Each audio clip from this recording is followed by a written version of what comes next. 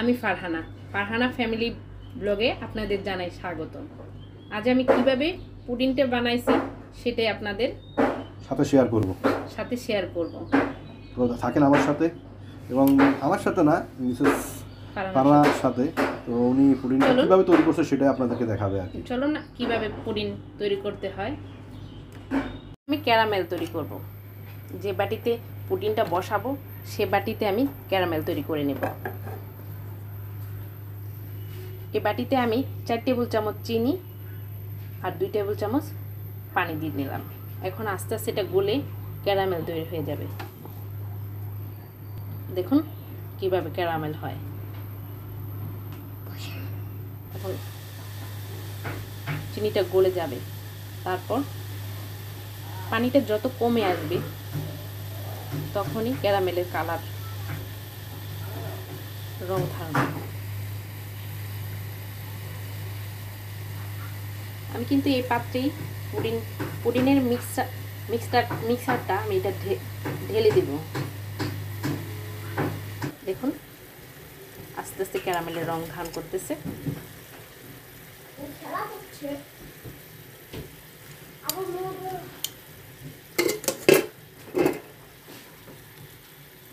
Caramel তৈরি করতে বেশি হাইটের আগুন রাখা যাবে না, আগুনটা কমায় দিতে হবে, তাহলেই ক্যারামেলটা সুন্দর হবে।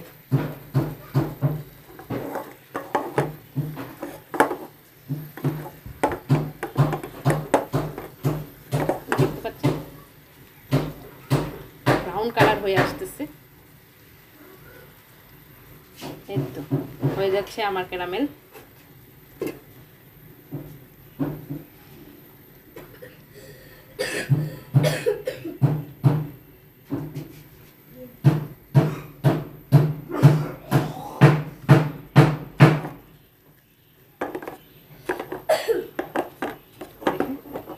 সুন্দর। এখন চুলাটা অফ করে দিব।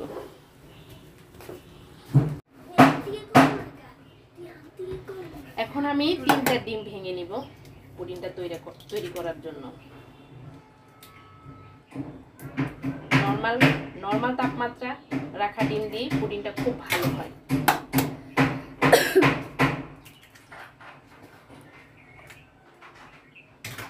আমি একটা কাঁটা চামচের সাহায্যে ডিমগুলা ভালোভাবে ফেটে নিচ্ছি। দেখুন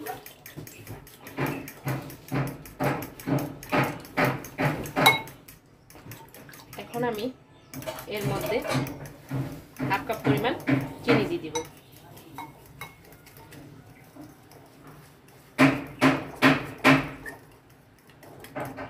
তবে মনে রাখবেন চিনিগুলো ভালোভাবে গলে যেতে হবে।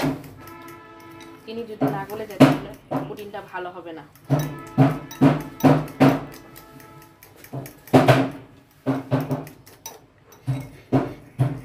ভালোভাবে ডিমটা ফেটে নিতে হবে।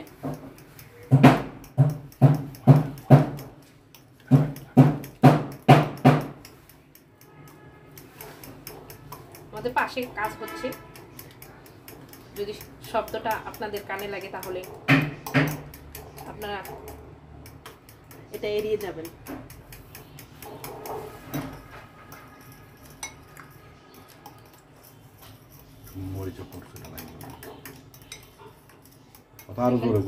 দেখেন কি সুন্দর এখন এটা ডিমের সাথে চিনিটা মিশে গেছে। এখন আমি এর সাথে ঘন করা দুধটা দিয়ে দিব।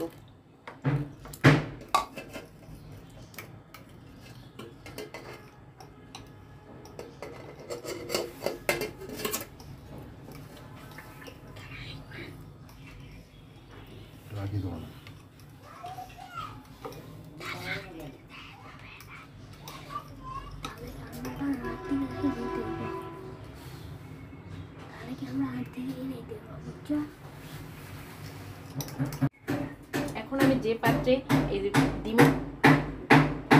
ডিমটা ঢালবো সেই পাত্রে আমি এরকম একটা ছাঁকনি নিলাম, যাতে করে যে ডিমে থাকা সাদা অংশগুলো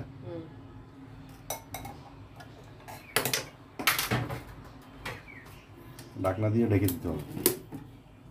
ঠিক এইভাবে কিছুক্ষণ সংরক্ষণ করা হবে না। এখন পানিগুলা বলক আসা শুরু হয়েছে, এখন আমি এটার মধ্যে একটা স্ট্যান্ড দিয়ে দিলাম, আর ওই পুডিনের বক্সটা সাবধানে এর মধ্যে দিয়ে দিলাম।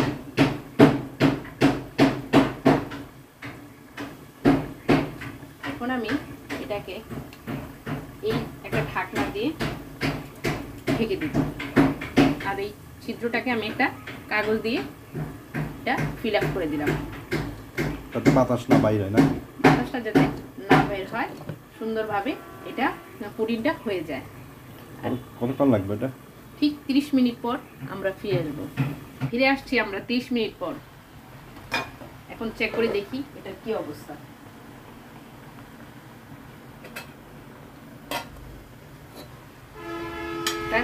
কাঠির মাধ্যমে এটা আমরা চেক করব। দেখতে পাচ্ছেন কাঠির গায়ে কিছু লাগে নাই, তার মানে আমাদের পুডিংটা হয়ে গেছে। এটা গরম, এখন আমি চুলাটা বন্ধ করে দিলাম। এটা গরম ঢালতে যাবেন না, গরম ঢালতে গেলে পুডিংটা ভেঙে যাবে। পুডিংটা ঠান্ডা হলে তারপরেই সার্ভিসিং ডিশে, এরকম একটা সার্ভিসিং ডিশে এটা ঢেলে নেবেন। এখন এটার মধ্যে থাক যতক্ষণ পর্যন্ত ঠান্ডা ঠান্ডা না হয়।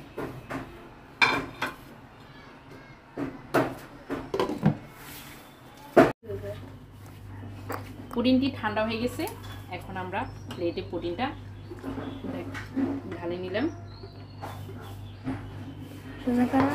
দেখেন আমার পুডিংটা কিরকম হয়েছে।